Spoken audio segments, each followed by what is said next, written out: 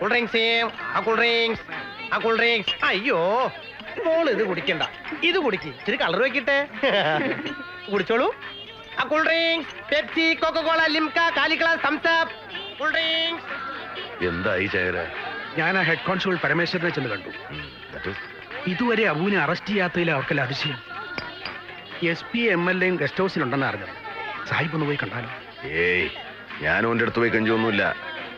ജനങ്ങളെ നോക്കണ്ട MLA, നാട് കാക്കണ്ട SP കൂടെ രാജ്യത്തിനെ ഒറ്റി കൊടുക്കാൻ കൂട്ടി നിൽക്കണമെന്നാ ഓൻ പറഞ്ഞത്.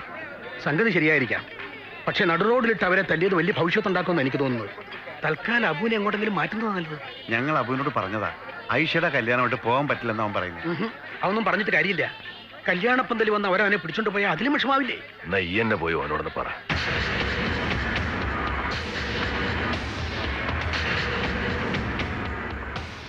ദേവാരൂട്ടി താൻ എന്നെ ചുണ്ടുപിടിപ്പിക്കരുത്. അവന്മാരാരാണെന്ന് തനിക്കറിയോ?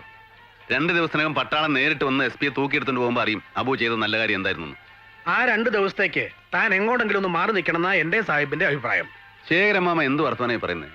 എന്റെ ആയിഷമോളുടെ നിക്കാഹിന് ഞാനിവിടെ വേണ്ടെന്നോ? അത് ഈ തെമ്മാടികളെ പേടിച്ച്? തെമ്മാടികളായതുകൊണ്ടാണ് സൂക്ഷിക്കേണ്ടത്.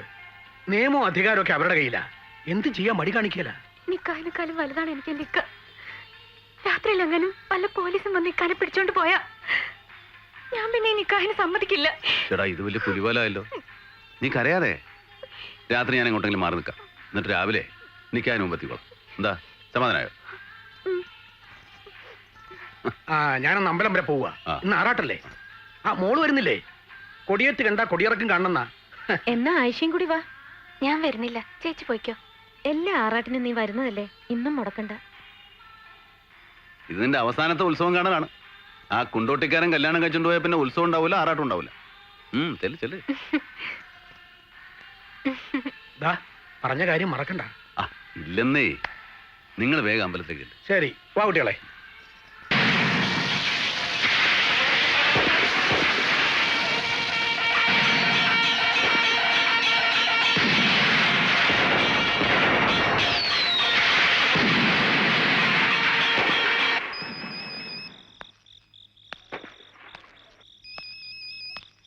കർത്തവ്യത് എവിടെ നിന്നാണ് വല്ലാത്തൊരു സൈറൻ? ഇതിന്നല്ല, വാഴക്കൊലയ്ക്ക് ഗ്യാസ് ട്രബിളോ? ഇതല്ല. സൗണ്ട് വരണേന്നറിയില്ല. എന്താണ് അവിടെ ഒരു സൗണ്ട്? ഇത് എവിടെ നിന്നൊരു പിടിയും കിട്ടുന്നില്ല.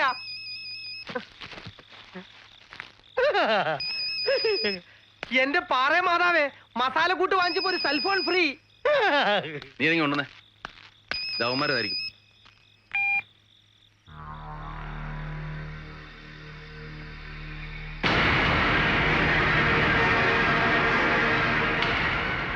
എന്തേ നീ? ഇതാരിന്റെയാണ് ഫോണ്? അമ്പലത്തിൽ ബോംബ് വെച്ചിട്ടുണ്ട്. ബോംബാ? 9:30 പൊട്ടും. ഏതോ സപ്പറിന്റെ മെസ്സേജാ. MLA മുഹമ്മദ് കുട്ടി. ഈ നേരാണ് ഈ പറയണത്? ആയിരിക്കും. ഒന്നിനും മടിക്കാത്ത ദുഷ്ടക്കൂട്ടങ്ങൾ അവര്.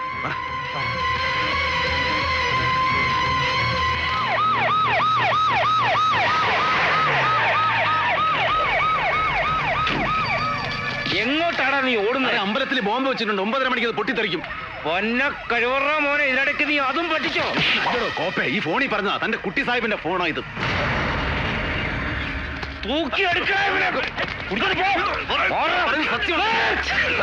എന്തെന്ന് സെർച്ച് ചെയ്യാനുണ്ടോ? അമ്പലപ്പറമ്പിൽ മനുഷ്യന്മാര് ബന്ധു ബെണ്ണീരാകും പോണ്. അന്ന ബൈലെടുത്ത് അച്ഛൻ എന്റെ മോനെ വേണേ ഈ കൊണ്ടുവയ്ക്കോ. അതിനു മുമ്പ് ആ ബോംബ് പൊട്ടാണ്ടിരിക്കണ ബൈ നോക്കിയെങ്ങായി. പുല്ലേ, ബോംബും വെടിയൊക്കെ പൊട്ടു നോക്കാൻ പോലീസുകാരുണ്ട്. താനും മോനും കൂടി വലിയ ഏമാൻ കളിയൊന്നും വേണ്ട. ഇയാളെ പിടിച്ച് ജീപ്പിൽ കയറ്റോ. എന്തിന്? എന്താ എന്റെ പേരിലെ കേസ്? കേസ് അറിഞ്ഞാൽ താൻ ജീപ്പിൽ കയറത്തോളല്ലയോ? അത്രേ ഉള്ളൂ. അല്ലാതെ എനിക്ക് ധൈര്യം ഉണ്ടെ കൊണ്ടുപോ, കാണട്ടെ. ധൈര്യം ഞാൻ കാണിക്കാണ്. പുല്ലേ, താൻ കിട്ടി. ഇത് ചതിയാണ്.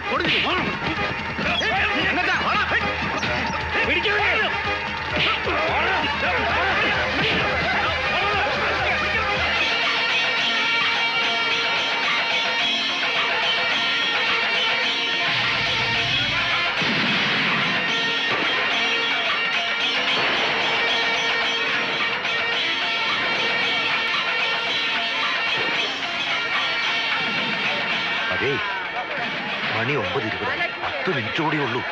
ആൾക്കാരോട് പുറത്തേക്ക് പോയിക്കൊള്ളാൻ പറയൂ. ശരി. ആശ്രമത്തിലേക്കാണോ? അല്ല, ഉത്സവ കമ്മിറ്റി ഓഫീസ് കാണും. സ്വാമി ഇവിടെ തന്നെ ഉണ്ടാകണം.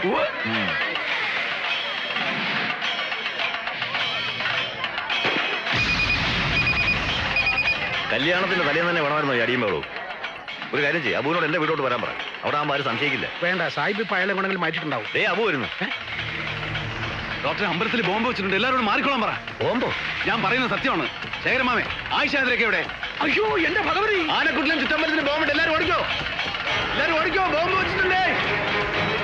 സ്വാമി, ആനക്കുട്ടിലും ചുറ്റമ്പലത്തിലും ബോംബ് വെച്ചിട്ടുണ്ട്, ആൾക്കാരോട് ഓടി മാറാൻ പറ. ഞാൻ എന്ത് അസംബന്ധമാണ് ഈ പറയുന്നത്? ക്ഷേത്രത്തിനകത്ത് ബോംബോ? തനിക്ക് എന്താ ഭ്രാന്ത് പിടിച്ചോ? ഭ്രാന്തല്ല, ഞാൻ പറയുന്നത് സത്യമാണ്. ഇവിടെ ബോംബ് വെച്ചിട്ടുണ്ട്, എല്ലാവരും ഓടിക്കോ. പടച്ചവനെ വിചാരിച്ച് ഞാൻ പറയുന്നത് വിശ്വസിക്കുക. പടച്ചോനല്ല, ഇവിടെ ഭഗവതിയാ. ഒരു മുസൽമാനായ താൻ ഈ ക്ഷേത്രത്തിൽ ഉത്സവം മുടക്കാമെന്നാണല്ലേ? ഇവനെ അകത്തേക്ക് വിടരുത്.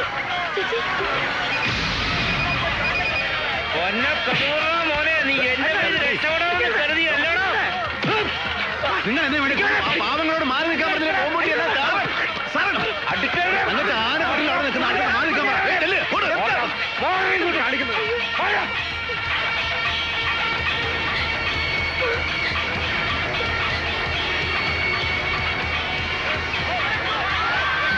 അമ്പലത്തിൽ ബോംബ് വെച്ചിട്ടുണ്ട്, എല്ലാവരും ഓടി രക്ഷപ്പെട്ടോ. ഓടി രക്ഷപ്പെടാ.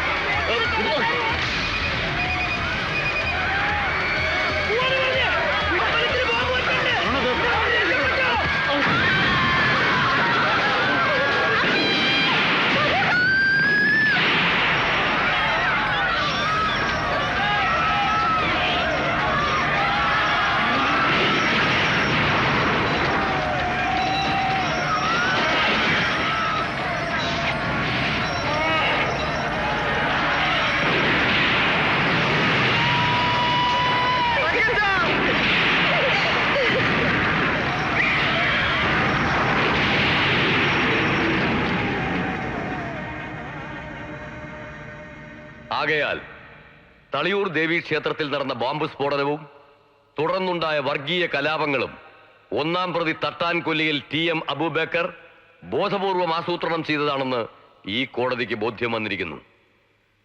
പാകിസ്ഥാൻ തീവ്രവാദ സംഘടനകളുമായി ചേർന്ന് സ്വന്തം രാജ്യത്തെ തകർക്കാൻ മനുഷ്യത്വരഹിതമായ നരഹത്യകൾ ആസൂത്രണം ചെയ്ത പ്രതിയെ പ്രോസിക്യൂഷൻ തെളിവുകളുടെ അടിസ്ഥാനത്തിൽ മരണം വരെ തൂക്കാൻ ഈ കോടതി വിധിക്കുന്നു. വിധി തുടങ്ങാനിരിക്കുന്നതേ ഉള്ളൂ.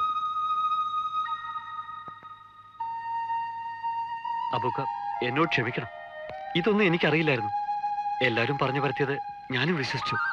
അപ്പോഴത്തെ മാനസികാവസ്ഥയിൽ ഞാൻ എന്തൊക്കെയോ ചെയ്തു പോയി. പൊറുക്കണം. സാരമല്ല രവി, നിന്റെ സ്ഥാനത്ത് ആരായാലും അത് തന്നെ ചെയ്യും. അബൂബക്കർ നിരപരാധിയാണെന്ന് വിശ്വസിക്കാൻ ഇവരെ പോലെ കുറച്ചുപേരെ ഉണ്ടായിരുന്നുള്ളൂ എന്നും. അവരുടെ കൂട്ടത്തിൽ ഇപ്പം നീ ഒരാൾ കൂടി. സന്തോഷം. പക്ഷെ അതുകൊണ്ടായില്ല.